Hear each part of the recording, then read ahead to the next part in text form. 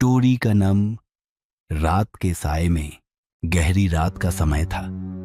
आसमान में चांद कहीं खो गया था और हर दिशा में घना अंधेरा पसरा हुआ था। दूर दूर तक सन्नाटा था। केवल हवाओं की सरसराहट सुनाई दे रही थी। गांव के किनारे एक पुराना वीरान घर खड़ा था, जिसके बारे में लोगों ने कई तरह की डरावनी कहानियां सुन रखी थीं। वे कहते थे कि वहां रात को कुछ नहीं दिखता, बस आवाजें सुनाई देती हैं। उस घर को छोड़कर कोई भी वहां से गुजरता नहीं था। लेकिन आज एक युवक अर्जुन अपनी जिज्ञासा को पूरा करने के लिए उस घर तक पहुंचा। उसे कभी किसी चीज से डर नहीं लगा और आज उसने ठान लिया कि वह उस घर का राज खोलकर ही रहेगा। अर्जुन ने घर की ओर बढ़ते हुए अपनी टॉर्च जलाई। उसके कदम हर पल भारी होते जा रहे थे। घर के पास पहुंचते ही उसे महसूस हुआ जैसे किसी की निगाहें उसे घूर रही हों।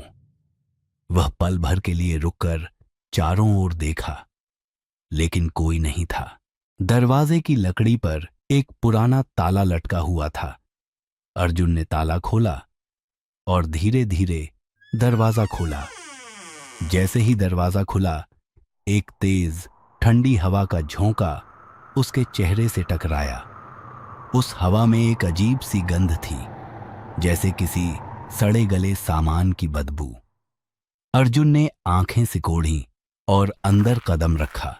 घर के अंदर घना अंधेरा था। अर्जुन की टॉर्च की रोशनी किसी तरह से दीवारों को छू रही थी और उन्हें एक डरावनी छाया नजर आई, जो बहुत तेजी से दीवारों से सरकती जा रही थी। अर्जुन ने अपनी सांस रोक ली और पल भर के लिए रुका। तभी एक गहरी आवाज आई, तुम यहाँ क्यों आए हो? अर्जुन के रोंगटे खड़े हो गए।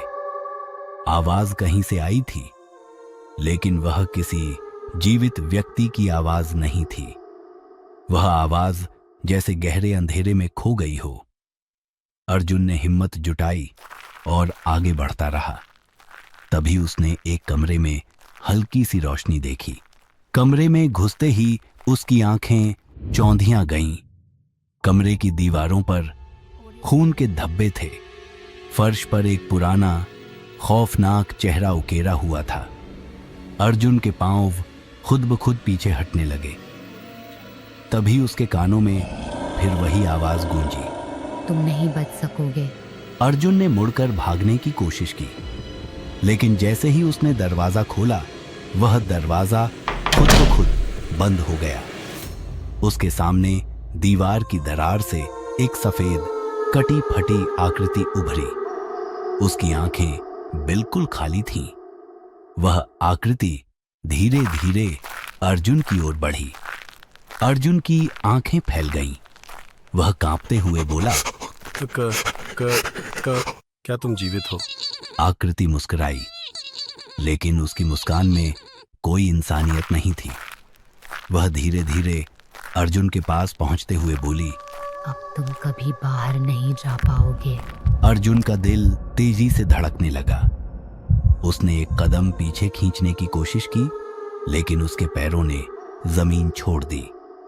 वह हवा में तैरने लगा और वह आकृति उसे खींचने लगी।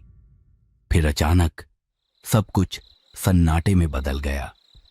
अर्जुन की चीखें बंद हो गईं और हवेली फिर से एकदम शांत हो गई। किसी ने नहीं देखा कि अर्जुन का क्या हुआ, लेकिन गांव के लोग अब भी उस हवेली से दूर रहते हैं।